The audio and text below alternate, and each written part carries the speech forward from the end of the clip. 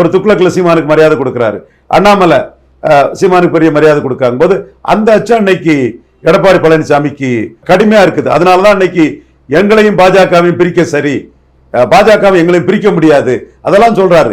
உண்மையிலே பிரிக்கணுங்கிற நோக்கம்லாம் எங்களுக்கு கிடையாது. அன்னைக்கும் 12 சீட்டு நீங்க தந்திருப்பீங்கன்னா அண்ணாமலை தெளிவா இருந்திருப்பாரு. இன்னைக்கும் அண்ணாமலை நீக்கிட்டீங்க. ஆனா அண்ணாமலை இன்னைக்கு ஒரு ஃபோர்ஸ், அந்த 18% அண்ணாமலை சென்ட்ரிக் ஓட்டு.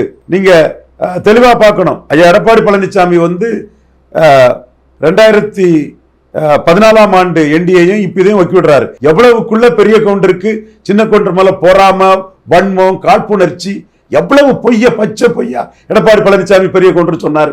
அன்னைக்கு விஜயகாந்த் இருந்தாரு, விஜயகாந்த் எதிர்கட்சி தலைவரா இருந்தாரு, அவரு இந்த கூட்டணியில இருந்தாரு, வைகோ அண்ணா இருந்தாரு, கொங்கு ஈஸ்வர அண்ணா இருந்தாரு, கொங்கு ஈஸ்வர அண்ணா இருந்தாரு, அவரும் நல்ல வாக்கு சதவீதத்தை நிரூபிச்சவர் ஈஸ்வர அண்ணன். இவங்களுக்கெல்லாம் ஒரு 10% வாக்கு போட்டா கூட 9% தான் அன்னைக்கு இதை தாண்டி உள்ள பாமக என்டிஏ மற்ற கட்சிகள் வாக்கு. இன்னைக்கு பலமான கட்சியா எதுவும் இல்லை. அந்த 10% வாக்கை நீங்க குறைச்சிட்டீங்கன்னா பாமக அன்னைக்கு இன்னைக்கு இருந்தது. கூடுதலா 10% வாக்கு அண்ணாமலை கூடுதலா எடுத்திருக்கிறாரு. 10ல் 9, அது 19, இது 18. அந்த 9% வாக்கும் அந்த முக்குலத்தோர் சென்ட்ரிக்காவும் அண்ணாமலை செல்வாக்கும் தான். அப்ப அண்ணாமலைக்கு குறைஞ்சபட்சம் 5-6% வாக்கு இருக்கு.